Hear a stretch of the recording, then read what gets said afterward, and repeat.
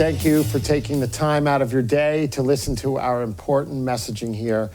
This is Dave Zere. You watch from Breaking Point. We have hard-hitting issues. We're exposing these blue states to open us up, get out of these lockdowns, get this economy back on track. So we have got a really super guest with us right now. I want to welcome to the show Catalina Lauf, and she is a candidate in Illinois' 16th Congressional District in the primary coming up against Adam Kinzinger in 2022. She's dynamic. She spent time with the Department of Commerce, appointed by Trump. She ran a primary last year. Hello, Catalina. Welcome to the show. Hi. Thanks so much for having me, Dave. You're very welcome. It's really nice meeting you. So like Illinois is like New York, which is like California, which is like Seattle. I don't know how you guys are doing it. You have brutal lockdowns there too, right? Oh, God, it's awful. And, it just shows how out of touch our governors are with the everyday American families, working class, small business owners.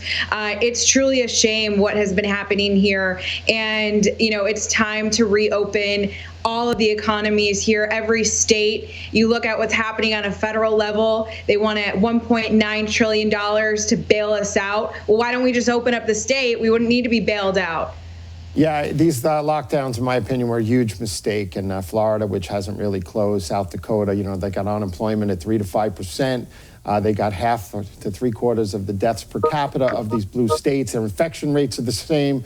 So I think it was a big mistake. So listen, people don't like Adam Kinzinger, right? He's the current representative. He's a Republican, supposedly, in the 16th district, which is this huge district in outside of Chicago, right? You announced the other day you got like 500,000+ views already, and you were retweeted by notables, right?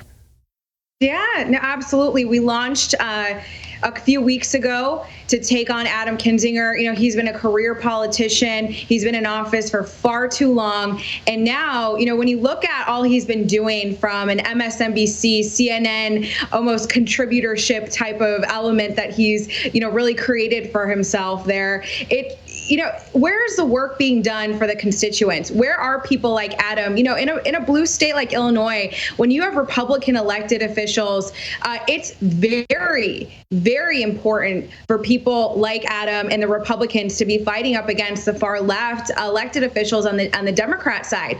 All of these guys have been completely missing in action when it comes to talking about our interests and our values, when it comes to, putting pressure on Governor J.B. Pritzker to open up the economy. These things are incredibly important, but where is Adam? He's on MSNBC, CNN, touting his own brand. And his constituents should deserve servant leadership. And has not had any of that. And it's time that we replace Adam and we replace all the rhinos, frankly. Adam was just one of 10 that voted to impeach President Trump. His voting record in the House is awful. He might as well be a Democrat. Yeah, it's really bothers me so much. And then they're making the January 6th participants into domestic terrorists. They're calling the Oath Keepers domestic terrorists. They're all retired cops and firefighters and stuff. What's going on in this country, and the military is being used against our own citizens. It's something out of communist Russia. It's really scary. I'm really worried. So you have a background in the private sector and then being with the Commerce Department. I'm in construction in New York also, Yeah. and, the government is using the COVID as an excuse not to work anymore. And it's taking like a year to get a building permit, 6 months to get a building permit. And construction costs have doubled in the last 6 months. It's a real crisis. So if you quoted a job 6 months ago and now you finally get your permit now in March, now your costs have gone up 50% or 80% or more. These guys can't survive. Who's representing those guys in Illinois? Yeah, nobody is. And then you look at what's going on from a federal perspective, things like the PRO Act, for example. This is detrimental to small businesses, what's going on at a federal level. And then you look at a state like Illinois, where you have massive tax increases all around. I mean, even property taxes. All of this is total government just taking and taking from the working class Americans and American families. You know, under President Trump, I saw they're working under the Department of Commerce. You know, the pro-growth policies from the Trump administration had direct impact to people, small business owners, the American family, the American working class, in a way from a federal perspective that actually helped people in states like Illinois when your state governments are not working for you. So it's so important to have pro-growth elected officials that understand the economy, that can put themselves in a small business owner's shoes from any industry and enact policies that are ultimately going to help grow their businesses, deregulation, grow the economy, help get people back to work, lower unemployment rates, and ultimately this all goes into a higher GDP. And that's just not happening right now. We're already seeing the negative, regressive policies of the Biden administration, and it's really hurting people like you and I in blue states. Yeah, I lived it. You know, as soon as Trump became president, all this money came off the sidelines. We brought 9,000 factories and distribution centers back to the U.S. I watched the money. I watched the small businessmen thrive. He's the only federal politician that I know in my memory as president since Reagan who really inspired people and supported that rugged individualism that made this country great. We're missing. I covered CPAC. I covered the president down there and was at Mar-a-Lago 3 weeks ago, and he spoke to us. You know, people were crying. People are so depressed out there. There's a sea change in people's behavior with the stupid masks and everything now for healthy people. People can't do anything. You know, they can't go out and occupy a restaurant. You know, people's mental health is at stake too. So how many restaurants have you lost in Chicago?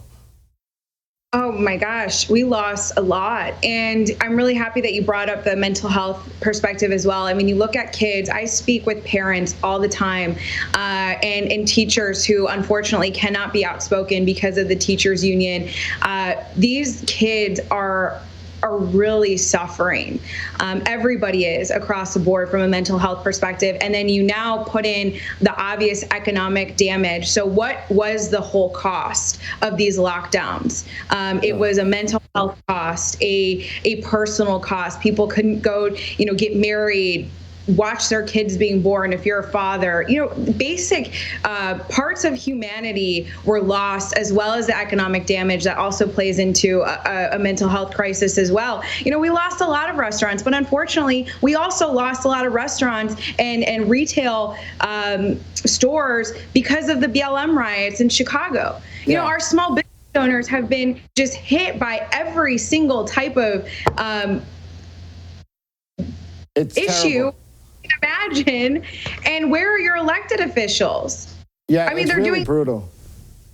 It's devastating. Stanford University says we'll lose 93 million years of life from the lockdowns, which is like 1 million people plus. 15 seconds. Tell us where our viewers can find you. You can head to CatalinaForCongress.com and Catalina Lauf on all social media platforms. Dave, thank you so much for having me. Yeah, listen, you're dynamic. We'll be behind you, and I hope you can come back on as the issues heat up, okay?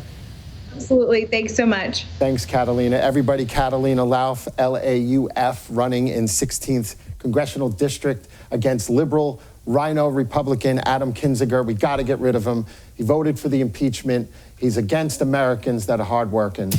This is David Zere. You're watching Breaking Point on Real America's Voice News, and I will be back with some great guests next week. Thank you so much for joining.